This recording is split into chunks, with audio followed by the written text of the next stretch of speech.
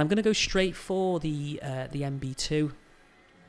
And I'm breaking a little bit of a rule here, because I always like to do the MB2 right at the end. And this might shift the orifice so it's in the correct position.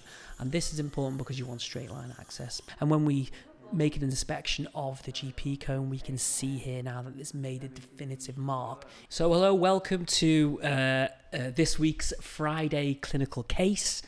And this is an inspired case this week, because I was slightly offended by a comment that, all joking aside, I wasn't offended, but someone had commented that I never find the MB2 on 6s, and I think that's a fair comment. And today I want to showcase a tooth where I have found the MB2 and just give you a little bit of an idea of how I go looking for things. But like I say, all joking aside, I genuinely do look for MB2s, and I know the evidence to suggest where, you know, if there's an MB2 in an upper 6 or not is debatable. I think it's between about 60 and 90%, but I genuinely do look for them. But this is a case I just want to show you my kind of rationale when looking for an MB2 orifice. But before we get into the case, what I would say is that over 50% of the people who watch these videos are non-subscribers. So if I could ask you to do one thing, it's quick, it's easy, it's free. It's just to hit that subscribe button. And I promise each week, each video will get better and better, and the educational value from this will get better and better. And if you want to give the support to the channel even more, we've got a membership program. We have early access to content, so we usually work about 3 or 4 weeks ahead. So if you like these videos, you get access to the videos that are scheduled in advance. We've also got exclusive content. We've got an amazing endodontic access video for members only, and we've also got our newly qualified introduction to surviving root canal in your first couple of weeks. So let's get in the case. This is a upper left 6, and this was an external referral for me from a referring dentist who had suggested that this tooth was indeed necrotic, and the patient was having an aching pain from this tooth that lasted for hours and hours and hours. They could point directly to the tooth, and it was slightly TTP. And when we look at the periapical radiograph here, we can see that there is secondary decay underneath this filling here, and maybe the widening of a lamina dura in the mesio buccal root, but it's not obvious. And when we get into the case, when we get into the video, you can see that there is a pinprick exposure. So first things first, of course, we're going to numb up, and then we're going to place the rubber dam. And in this case, the tooth is a bit unusual shaped, so I'm just going to check the rubber dam clamp fits perfectly first on the tooth, and then we place the rubber dam on with the clamp at the same time with the wings, and then obviously once we've placed the clamp on, we just sort of flick the rubber dam over the wings. And sometimes this can be a bit difficult because the rubber dam can split, but in this case it's gone on quite nicely. And then once we've just flicked over the rubber dam sheet, what I am going to do is I'm going to just re-engage my forceps onto the clamp, just to make sure the rubber dam fits underneath the clamp, so it gets a good seal. And then I'm just going to remove the old comp filling, and then we can see there's a little bit of decay in the distal aspect of this tooth. But what we want to do is we just want to remove everything, and I am trying to undermine the filling here. And when we have a little look, we can see that there is definitive decay. There's obviously actually a hole underneath this filling, so this is another indication that, you know, why is this tooth died off? I know now because of the pinprick exposure, but in the first instance I was wondering why the tooth had become necrotic.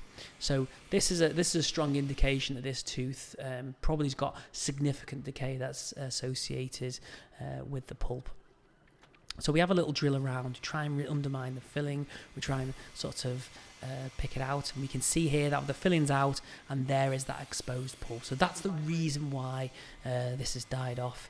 So just before I access the tooth properly, I'm just going to remove all of the decay from the filling. I'm also going to use the rose head just to maybe remove some of the pulp chamber roof. And you can see here that this pulp is necrotic, and this is the reason why this tooth obviously needs root canal. And then I'm a big proponent of using a slow hand piece of rose head just to remove some of the decay. It's really, really important that you remove all of the decay now, just to make sure you know the tooth is restorable. And you know, we can see here that this is a significant cavity. I'm now going to use this blunt-ended diamond-tipped burr just to remove the pulp chamber roof, and essentially you just put the burr into the pulp chamber and then just whiz it around, and this opens up the pulp chamber. And can we see now here, we can assess what this endo-Z burr's done. That is, has opened up the pulp chamber, but it does need a little bit more refinement. And also we can see that the tooth is partially vital. And then what I do like to use, as people know, to refine the pulp chamber is these diamond-tipped ultrasonics. And you know, these are great because you can see exactly where you're removing the dentin. And you know, it's really, really safe. Problem is it takes a little bit of time. So you know, I'm now looking at the pulp chamber floor, and I'm just slightly concerned that there's still some sort of secondary dent in there. And I'm going to go straight for the MB2. And I'm breaking a little bit of a rule here, because I always like to do the MB2 right at the end. But the reason why I'm investigating for this MB2 is because I wonder if this is a false flaw, and maybe is this a genuine orifice of an MB2, or is it just because where there's sort of secondary dentin sort of formed on the pulp chamber floor, it's a false flaw, and I need to remove some more of the chamber floor. And I think that the pulp chamber floor looks pretty clean in this situation, so it's probably an indication that the MB2 is this genuine orifice. So what I want to do now is I want to have a little bit of a negotiation round, and also I'm just removing some of the dentin shelf just to sort of open up that MB2 orifice a little bit. And I think this is the genuine flaw. So I'm just going to refine the other orifices. I'm using a bull-tipped diamond-tipped ultrasonic here, just to refine it, the pulp chamber more. But now the DB's been refined and the MB's refined, we're now ready to start shaping the canals, and I'm going to start with the palatal. But what you do want to do is you want to ensure that you irrigate all the time, and I like to use this sort of bathtub analogy where I fill the pulp chamber up completely with irrigant, and I use this with you know, when I'm shaping and also when I'm taking a working length. But again, for some reason I pick up my glide path file and I have a little feel around for the MB2 to see if I can open it up a little bit. I can't get down there, so what I am going to do is I am just going to, rather than go for the palatal, I'm just going to get my glide path file down the MB and the DB, and this kind of opens it up, just the coronal aspect of this, just so we can get some irrigant to flow down there. Again, I'm breaking all my rules. I'm doing many different canals at the same time rather than concentrating on one. And again, I pick up this size 8 just to have a little feel around for the MB2, and I'm obsessed. This is breaking my number one rule list, but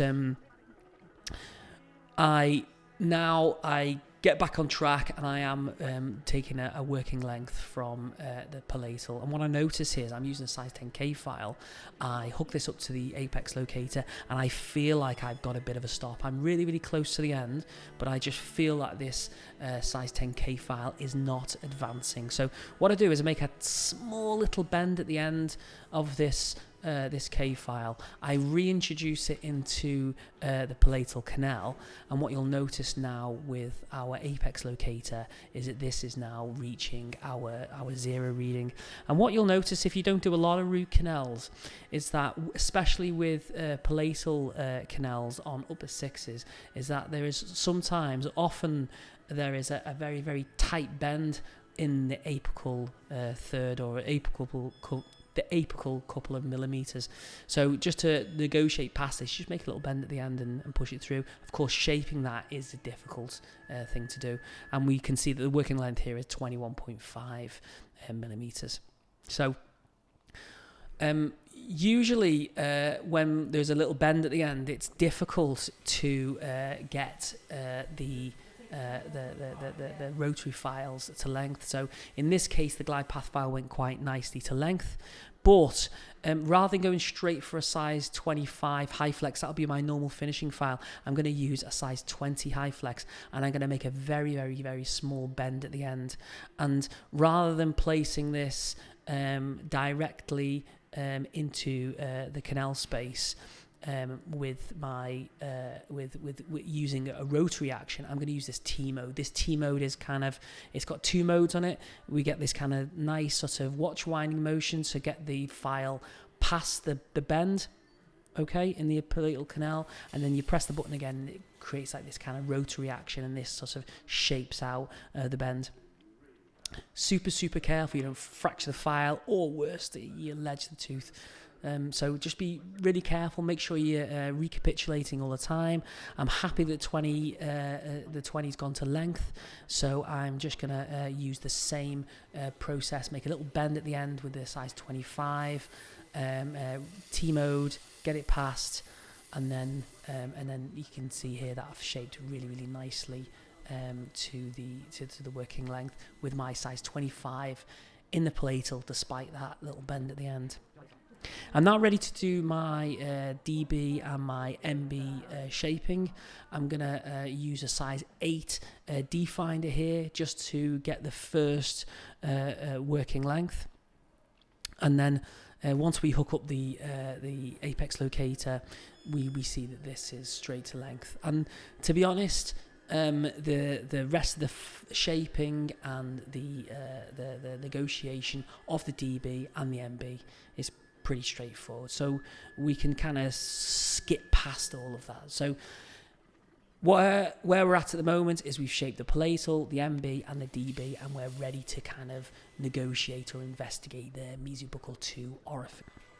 So first thing I'm going to do is I'm going to aspirate the irrigant out of the access cavity here, or the pulp chamber, and we can see here that we've got a nice DB shaped, we've got a nice MB shaped, and we've got a nice palatal shaped, and we've got the kind of a suggestion maybe of an MB2 orifice. Now, finding the MB2 orifice doesn't necessarily mean you're going to be able to negotiate this, so you just have to make sure that you just be careful. And in this case, I just want to remove the dentin shelf around the MB2, because where the orifice is might be a kind of false orifice. You might want to remove some of this dentin shelf, and this might shift the orifice so it's in the correct position. And this is important because you want straight line access, because this MB2 canal is going to be very, very narrow, and you want to have the least amount of obstructions as much as possible, mainly because you want to obviously negotiate to length. So we're going to use our low energy ultrasonic to remove some of the dentin, and then our high energy ultrasonic.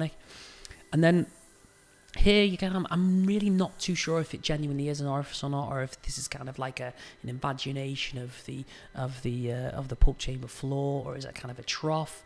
And I'm just using a DG16 endodontic probe just to have a little feel around. And these DG endodontic probes essentially like probes, but extra long, and they're quite useful and pretty cheap, you know. So if you're thinking about doing a bit of endo, using these DG endodontic probes are pretty good. And now I am going to, rather than use a hand file to negotiate, I'm using these glide path files, and you've got to be very, very, very careful going straight into a canal orifice with these glide path files, mainly because you're not entirely sure if it is a canal or not, and also there's a real risk of file fracture. Also, in this case, I'm not using irrigants. I'm being very, very careful, though, because irrigant can cool and stop file fracture. But we can see here that the MB2 is obvious, and it's opening up really, really nicely.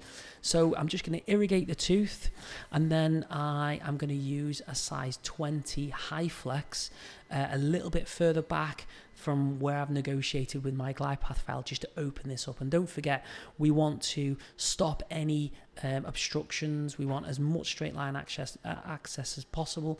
So this is kind of opening up the canal space, ready for us to negotiate down with our hand files. And you'll notice here that I couldn't quite get down the canal here with my size 8 previously, but now I've opened up the MB2 orifice. You'll see now that it goes to length quite nicely. And another nice little neat trick here is that when I irrigate and aspirate in the MB2, the MB1 also irrigates and aspirates, and this is an indication that actually these two canals join. So it's all fitting into place. You're just using all of the information that you've got to make sure that you are doing the correct technique. So what I am going to do now is I'm going to get a size 8D finder. I'm going to push this into the canal orifice of the MB2, and I'm going to do a detailed look into the MB1 orifice, and I just need to remove some of the irrigation. And I can't, when I look really, really closely, I can't see any obvious file. Sometimes you can see the file is gone in the MB2, and then as it joins, you can see it quite far up. So this indicates that maybe the join is further down. So to make sure I know where the join is, what I'm going to do this GP marking trick. So I'm going to place a matched cone into the MB1 because we assume that is the main canal because it's been shaped.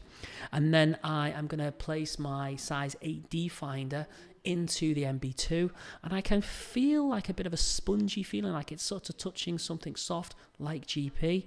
And then you'll notice here also that with the file in place, I can't pull the GP cone out. And if I just pull the file out just ever so slightly, and then we can see here now that the GP now is released, and that's an indication that the file was sort of stopping the GP cone. It was digging into the GP cone, stopping you from pulling it out. And in fact, when the GP cone is now out, we can now negotiate further with the size 8. So all these are sort of indications that these join, and it's a true join. It isn't kind of like a sort of lateral canal. And when we make an inspection of the GP cone, we can see here now that it's made a definitive mark in the GP cone. So that indicates that the GP cone's been in one canal, the file has gone and joined into that canal, and it's marked that GP cone. And what I have forgotten to do is I have forgotten to move the stopper to indicate where the size 8D finder joins, just in the excitement of this technique. So I'm going to get a new GP cone. I'm going to push the hand file to length. I'm going to move the stopper to the point where we're getting that kind of spongy feeling. And then we remove the hand file. We remove the GP cone just again to check that it is actually marked. And we can see that it is marked. We're then going to measure the hand file where we've moved the stopper, and that essentially indicates where the 2 points join. And we can see here that it's at about 16 millimeters. So this is great because what we don't want to do is we don't want to shape this MB2 past its join, because there's a strong indication that you will fracture this file. So we know it joins at 16, so I'm just going to use my size 25 high flex file at the 16 millimeter mark, and that is now all of the canals nicely shaped, cleaned, and ready for our obturation. So I'm going to start with our cone fit radiograph, and in fact when I place the palatal GP cone into the palatal canal and we measure it, this GP cone actually pushes past the working length. So we indicate that this GP cone, the palatal canal, is not at a 25 diameter, and we can see that's just a little bit further. So what I'm going to do is I am going to see how much it's poking out the end of the tooth, and then sort of guesstimate the sort of diameter to where I feel like if I push it back again that it's at the correct length. In this case I've cut it to 35, and we can see here now that I've not actually released the pair of tweezers at this point, and then as I push it down it now goes to length quite nicely, and we get that sort of tug back. And when we recheck the GP cone, we can see here now that it is at the correct length. So we've apically gauged the palatal there, so it's not 25, it's at 35. We're going to do the same technique with the DB. I'm going to place the palatal cone to length so we know that that's all ready to go. And I also like to chop off the GP cone so they don't stick out the end. And then the DB cone, that is nicely apically gauged already. That's a nice shape because when we measure the GP cone and when we push it to length, this actually fits nicely in the DB canal to length, and we've got a nice little bit of tug back. So I would say classically that usually what happens is we use a matched cone and it all fits nicely to length, but what sometimes what does happen is it pushes through, and the worst thing for you to do is to obturate at that point. You want to make sure everything's correct. And again, it's the same for the MB1 and the MB2. In this case, I know the MB2 joins with the MB1, so I don't bother putting a cone in that in the MB2 because it's just wasted time. When we look at the cone fit radiograph, we can see that everything is at the acceptable length of the working length. And I say that very specifically because when we look at the palatal canal in this case, it is short of the radiographic apex, and I think this is because the palatal canal had that kind of tight bend on it, and I think that bend, rather than moving to the radiographic apex, is maybe coming towards us or further away from us.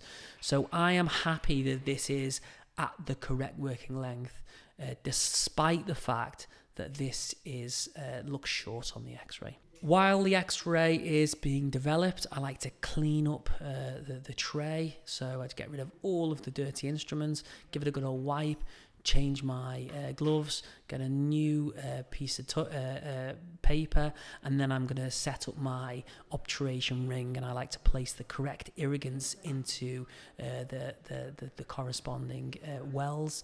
So I'm using sodium hypochlorite in 4 of the wells: palatal, DB, MB1 and MB2. I then like to use isopropyl alcohol. This is going to be used to, once the GP cones have been cleaned, this is to clean the sodium hypochlorite off of the GP cones, and also we need to use a little bit of EDTA. We then need to disinfect the GP cones. This is really, really important. We also need to place a hand file in the sodium hypochlorite. This is ready to introduce the bioceramic into the canal space itself, and then we just essentially just remove the GP cones, and then we place them into the corresponding wells. And this is great, because it kills 2 birds with 1 stone, this kind of disinfecting ring, because one, it's going to disinfect the GP cones, but also it gives us the correct GP cone for the correct designated canal. So sometimes it's really, really difficult to remember where you put the GP cones. And then it's our final irrigation protocol. So we're all set up and ready. We just need to make sure that the canals are clean. My irrigation protocol, say it once, say it 1,000 times. It's sodium hypochlorite, ultrasonically activated. It's 17% EDTA, ultrasonically activated, and then we do a final rinse with sodium hypochlorite, and that is always activated. And I've got this specific ultrasonic activator here, so a little tiny tip goes on the end of here, and then this sort of activates the irrigant, and you see if you use these, it kind of dislodges all the sort of smear layer and all the nastiness, and it just gives the tooth a super nice clean. Once we're ready to do obturation, I'm going to prepare everything ready to go so I can just pick it up. I'm going to remove the hand file, give it a bit of a dip in the isopropyl alcohol. I'm going to remove the GP cone I'm ready to obturate. Place that in isopropyl alcohol, give it a little bit of a dry, crimp the tweezers, put that to one side. And then I'm ready to do our final obturation. And essentially I use these visco tips to directly inject the bioceramic into the designated canal space. In this case we're doing it in the palatal first. I then use a hand file at about maybe 2 or 3 millimeters away from the working length, just to introduce the bioceramic into the canal space. and then we are ready to place the GP cone. And then you get the GP cone, and you just very gently push it to length. If you ram it home, there's a risk of either vapor lock, so the GP cone won't go to length, or you get extrusion. And I suppose in a way, extrusion with a bioceramic is okay. It's not the best thing you can do, and there's a possibility of failure. But if you just very gently push the GP cone to length, it gives a kind of an outlet for the sealer to sort of flow around the GP cone, and then you're getting a nice obturation essentially. And then, it's the same sort of protocol for the other canals. And when we look at the final obturation, this looks really nice. To the untrained eye, if you look at the palatal canal, you could argue that it is short. I am absolutely adamant and sure that this is the correct working length. And what you need to be aware of is that the radiographic apex and the actual anatomical apex are sometimes not coincident. And there's an argument to say that if you do your cone fit radiograph and the cone fit is at the cone is at the working length, the radiographic working length on the x-ray, then it's probably too long. But that is another complete different debate. But I'd just like to say thanks for watching. If you have any criticisms, if you think something could have been done better, or you've learned something new today, please comment in the section below. Again, please like and subscribe if you haven't, and I will see you in the next video next week. Bye bye.